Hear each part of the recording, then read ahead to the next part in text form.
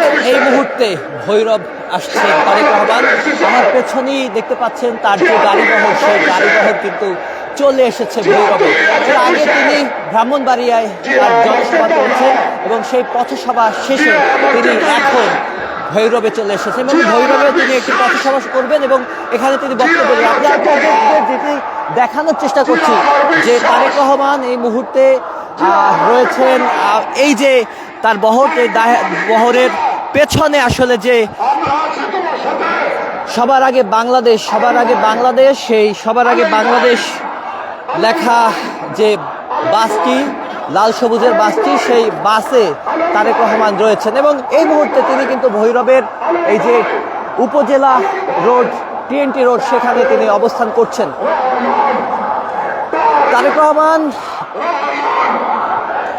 সকালবেলা তিনি সিলেটে জনসভা করেছেন এবং আজকে কিন্তু বিএনপির ত্রয়োদশ জাতীয় সংসদ নির্বাচনের প্রথম নির্বাচনী জনসভা সিলেটে করেছেন এবং এরপরই তিনি সেখান থেকে মৌলভীবাজার এসেছেন এবং মৌলভীবাজার থেকে তিনি সরাসরি সেখান থেকে চলে গিয়েছেন হবিগঞ্জে এবং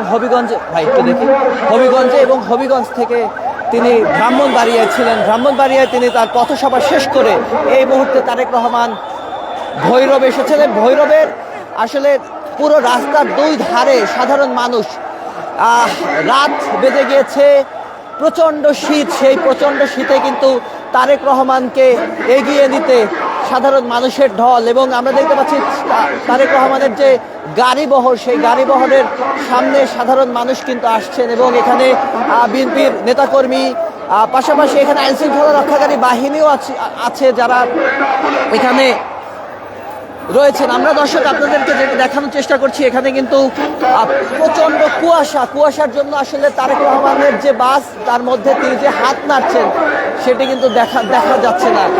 আমরা তারপর আপনাদেরকে দেখানোর চেষ্টা করছি যে তারেক রহমান এই মুহূর্তে ভৈরবে এসেছেন এবং এখানে তিনি বক্তব্য দেবেন এবং এই বক্তব্যের পরে এখান থেকে তিনি কিন্তু তারেক রহমান হাত নাড়িয়ে সাধারণ মানুষকে আসলে অভ্যর্থনা জানাচ্ছেন, তিনিও হাত নাড়িয়ে অভ্যর্থনা জানাচ্ছেন এবং এই শীতের মধ্যে প্রচণ্ড শীত, যেখানে আসলে সামনের ওইভাবে কিছু দেখা যায় না আলো ছাড়া, সেই জায়গায় আসলে সাধারণ মানুষ, আপনারা দর্শক যেটি দেখতে পাচ্ছেন, সাধারণ মানুষ কিন্তু তার আশেপাশে হাসছে এবং তারা এছাড়াও আসলে তারেক রহমানের যে গাড়িবহর, সেই গাড়িবহরে আমরা যেটি দেখছি আসলে গাড়িবহরে পাশাপাশিও মানুষজন আসছে।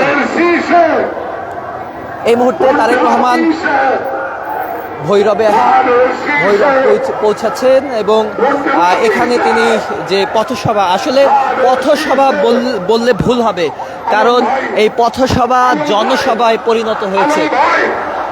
তিনি যেখানে যাচ্ছেন সেখানেই আসলে পুরো যে মাঠে আসলে তিনি বক্তব্য দেন, সেই মাঠ ভরে যায়, আশেপাশের যে রাস্তাঘাট আছে সেগুলো আসলে লোকে লোকারণ্য হয়ে যায়।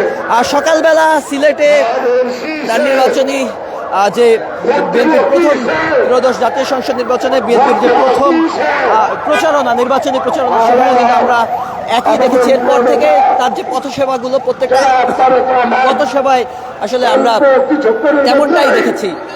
এই মুহূর্তে তারেক রহমান ভৈরবে এসেছে এবং